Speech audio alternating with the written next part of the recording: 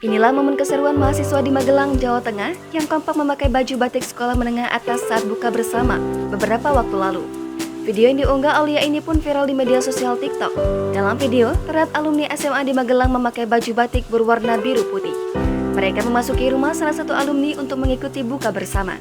Hingga Jumat 6 Mei 2022, video tersebut telah dilihat lebih dari 600.000 kali. Kemudian disukai lebih dari 66.000 pengguna. Beragam komentar pun disampaikan oleh warganet. Cerita pengunggah bukber pakai dress code batik SMA. Saat dikonfirmasi tribunnews.com, Aulia Tirhania Kumaira merupakan mahasiswa semester 6 yang tinggal di Magelang, Jawa Tengah. Perempuan yang akrab dipanggil Ira ini mengikuti acara buka bersama dengan teman-teman sekolah menengah atas pada Selasa 27 April lalu. Namun uniknya, Ira dan teman-temannya memakai baju batik SMA ketika bukber. Mereka memakai atasan batik SMA karena ingin hal yang menarik dan beda dari yang lainnya. Menurut Ira, ide memakai batik SMA tercetus karena keisengan dari salah satu dari temannya. Lebih lanjut, Ira menjelaskan bahwa orang-orang yang ikut bukber adalah teman-temannya di SMA angkatan 2016 hingga 2018. Mereka melakukan kegiatan bukber di rumah salah satu temannya di Kabupaten Magelang.